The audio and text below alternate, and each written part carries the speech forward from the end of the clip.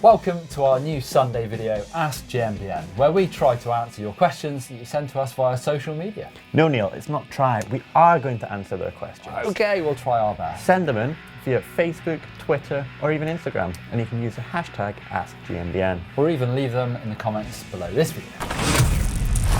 So let's kick it off with a question from Paul Ellis. He says, what's the best way to ride through braking bumps? A local trail centre has them on the approach and in the turn now. Well, I'd say the best thing probably is to try and get behind the bike a little bit. Those braking bumps are going to try and slow the bike down. If you've got too much weight on the bars, you can really start getting slapped around. So always think about dropping my heels slightly so I'm driving the bike forward through the bumps and remembering to keep your head up. Because if you're looking down at the bumps, that will bring weight onto the bars. Or I could say you could actually go around them. You could get a little bit more creative from the trail. You could look to the right or the left-hand side of them, and you could even get inside of a turn and set up better for a turn. Yeah, it's definitely something I try and do on trail centres where they get really rough or downhill tracks, is try and sneak your way around them a little bit if you can. Now, Neil, we've got a question. Basically, I think this one's for you. It comes from your common jumping mistakes video. David Wright asks, any tips for stopping me pushing his rear wheel down first when he's landing a jump? This all comes from a good bunny hop technique, and I'm sure people think I'm mental because I bang on about it all the time, but definitely a good jumping technique comes from that. So check out our how to bunny hop in detail video up there. And I would say you're probably doing the first bit right, so you're probably getting the front wheel into the air the right way. I'd say if you're pushing your rear wheel down, it's probably because you've got your knees bent. And so try and get your hips doing more of that rear wheel lift. And if you're using your hips more, you'll be more stood upright when you're in the air. And that, therefore, you can't push your rear wheel down to the ground. So I would say you're probably using your feet a little bit to pick up the back wheel. Therefore, your knees are bent, and then you're pushing your feet back down on the rear wheel. So just try and nail that last part of the bunny hop. And that will just translate directly to jumps. So nail the bunny hop, check out the video. I think that this one comes down to a little bit of experience as well. The more you jump, the more confident you're going to get and be able to push the front wheel down and sort of get into the landing as well. It's always good to learn on tabletops as well, rather than doubles, for that reason of hanging up the rear wheel. So a really great way of practicing doing one wheel at a time is getting out a stick, putting it on the trail and rolling really slow at it so that you lift your front wheel up and over, pause, wait for your rear wheel to get close, and then stand up and forward to lift the rear wheel. So you're doing one wheel at a time. Don't worry too much if your wheel just hits the stick. Just try and make sure there's no weight on that wheel when it does hit it. Leon Bellamy sent this one through Facebook. I love watching your videos, they help us a lot. Thanks for keeping them. Thanks for keeping them coming. Do you take requests though? We do.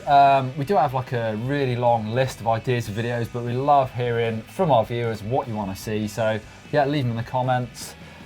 Like good ideas for videos, we'd love to see them. And you said they go into a spreadsheet. They do go onto a spreadsheet. Here at Gmbn we have a brilliant spreadsheet system. With lots of formulas. Exactly that. And they all link to one great video. Exactly that. We've had this one via our Facebook page. This is from Leon. He asked a few questions. Firstly, about handlebar width. He says that 780 bars feel too wide, yet 740 too skinny. Do you know your size? 750. What about yourself? I'm 765. That 5mm just making the extra difference. Yeah, so I would say just try different sizes. Work your way down if you're going to chop them, or just move your grips in a little bit and try it before you start chopping bits off your bars. He also asked about setting up sag. So I would check out our video up there where we talk about setting up your suspension. Some good advice in there. Yeah, and it's a little bit of trial and error as well. Some people prefer a harder rear end or a harder front end. Just work with it and see where you go. So Leon says that the manufacturer's instructions aren't very accurate for him. Forks, and you know, if you look in the manuals, they'll probably have a recommended pressure for your weight. Again, personally, I don't find them particularly accurate. They give you a bit of a ballpark, but it doesn't take into account things like stem length, your style of riding. So just play around with it. Don't take too much from those instructions. Yeah, you just have to remember that they are a recommendation. Yeah. A rapid fire section. This one comes from Ollie Taylor.